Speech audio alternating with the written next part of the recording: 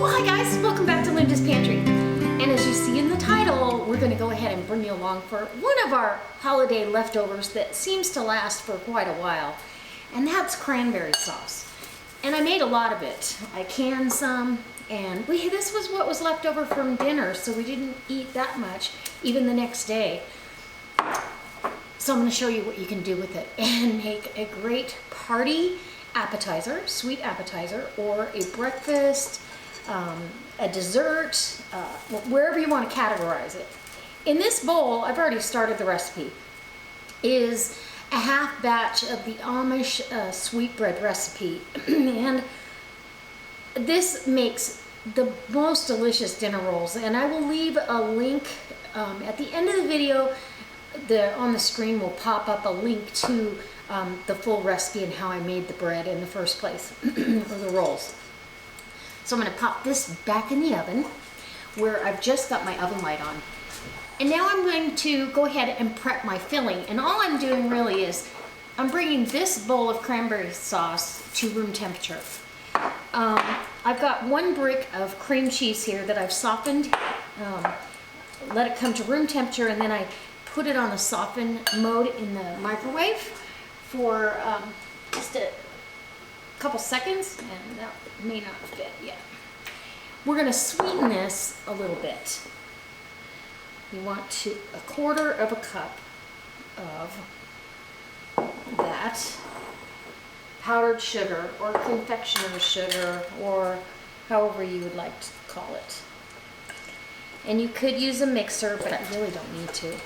So as soon as our bread dough has risen and doubled in size, I'll bring you back and we'll put this beautiful bread, or a braid, fruited braid together. And this is like almost like a Danish, a cranberry Danish. It's so delicious. I truly hope you try it. And what I'm gonna do for my Christmas Eve hors d'oeuvre party is I'll have one of these braids out, because people can cut off a little piece and have something sweet. And they're very impressive to put it on an hors d'oeuvre plate, or on an hors d'oeuvre spread, shall I say. All right, guys, enough jabber. Okay, so our dough is doubled in size, as you can see, and this dough is such a great recipe. It's pretty forgiving, honestly. So what you want to do, instead of turning it out onto your countertop like you do when you need it, go ahead and turn it out onto some parchment. That's where we're going to build this braid. A Danish braid, oh, with cranberries. And that orange jalapeno cranberry sauce, I'll also leave a link to that. It was a big hit. So turn your dough out, and this is going to be twice as much as what we need. So what we're going to do, yes, I'm going to get some flour down here so I can work with it. Get my rolling pin. Just give it a little bit of a short little knead here. Oh, it feels wonderful. There's nothing like it, and you want it a little bit sticky, but not super sticky. You want to be able to work with it. So I think that's good. Go ahead. And I'm going to cut this. I'm going to dry off my pastry cutter. And I'm going to cut this dough right about in half. Just eyeball it. If you wanted to weigh it and cut it in half, that way you could. I'm going to put the smaller half here in the bowl, and we're going to do dinner rolls with that. We love sandwiches on them, so our Thanksgiving turkey sandwiches, I mean, we used up every bit of that turkey. Okay, so I want to try to get this into a rectangle. I see a little piece of dried dough here. We don't need that on there. If your dough wants to shrink back on you too much, let it rest a minute and it'll relax. The gluten strands will relax again. Keeping sure that we're not sticking to our parchment.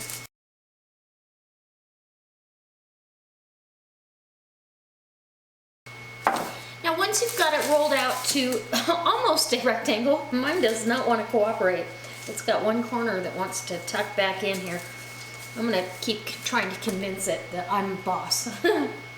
Anyways, once you've got it rolled out to the shape and size, you know, eyeball your pan too. You want to make sure it's not bigger than your pan, and that's going to fit perfectly.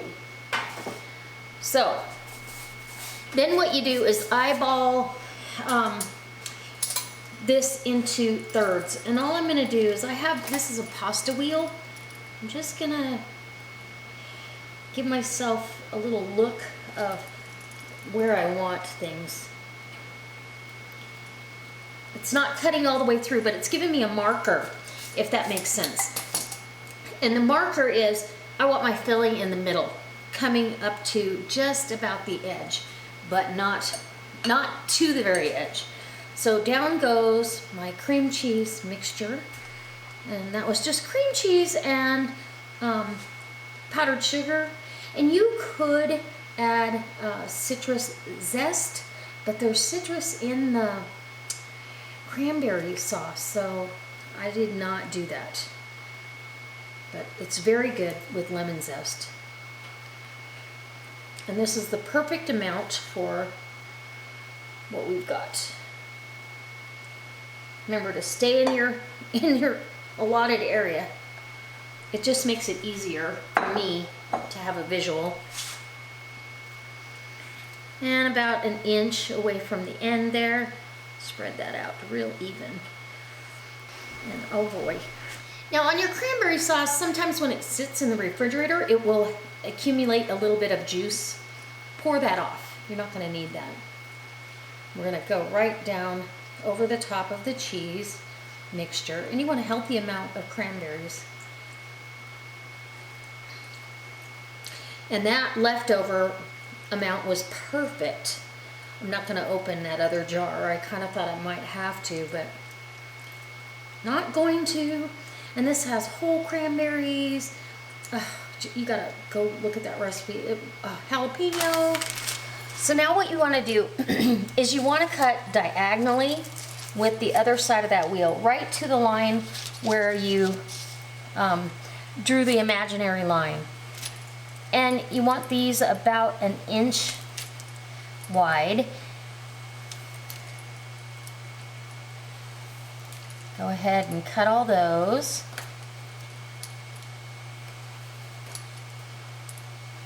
You could use a pizza cutter, you could use a knife, or you could use kitchen shears.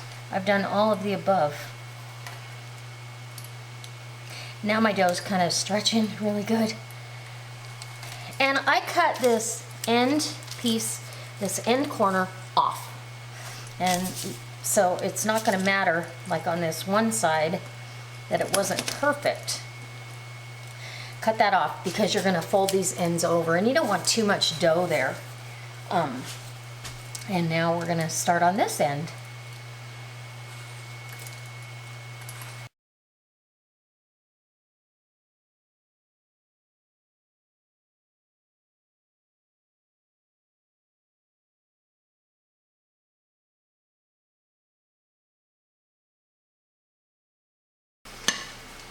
Okay, as you can see, this has had a chance to rise. And instead of preheating your oven, if you want the loftiest rise out of this, put this in the oven and then heat your oven up, because this is going to be done when it's golden brown. And so I've got an egg wash here. I'm going to brush that on, and that's just egg whipped up with a tablespoon of water, and maybe not even that much, but you want to make sure. This is going to give it a nice gloss. Now we are going to make a glaze for this and drizzle that on. It couldn't get any yummier, I'm telling you.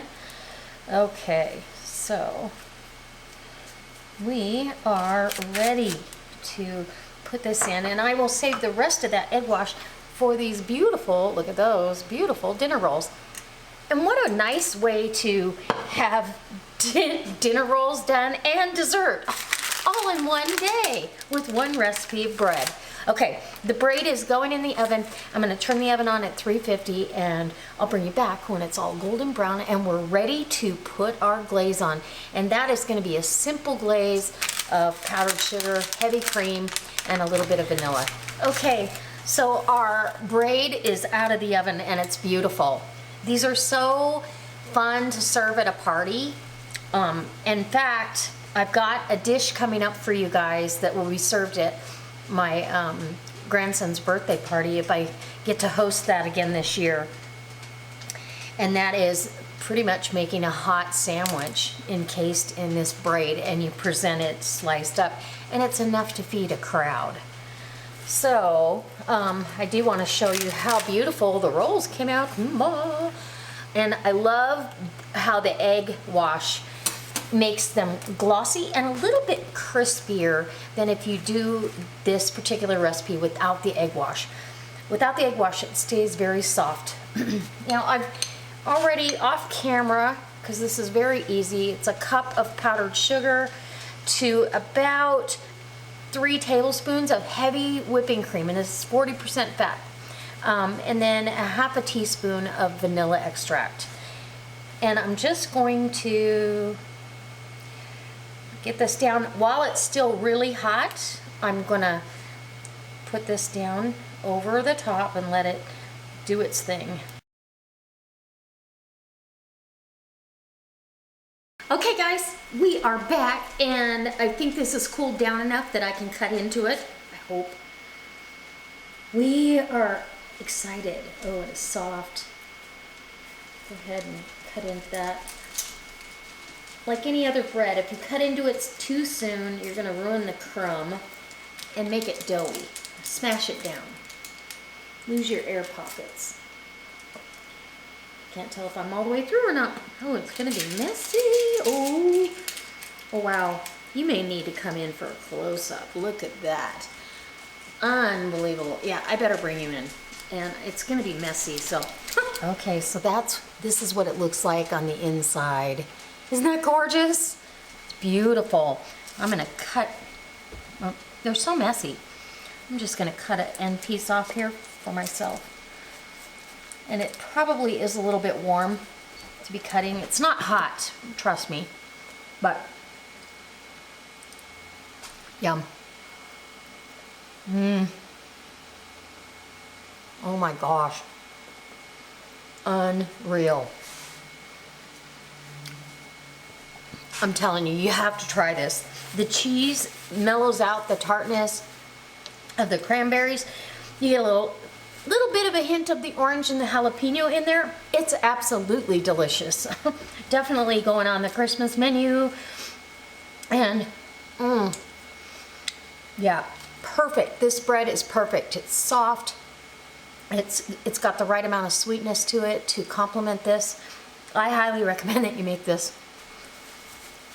And guys, if you're not a subscriber, you should subscribe right now, because this is just one of many delicious recipes coming up in the near future. And oh my gosh. And if you are a subscriber, welcome back. I appreciate you very, very much. And I'm gonna leave some links below for you to check out. My Facebook page, I've got my mailing address over there if you ever want to drop me a line. I've also got my Zaycon Fresh link, and there's some Amazon links. So go check it out, and I'll see you next time on another delicious recipe, and maybe even using this bread dough for something else. All right, guys.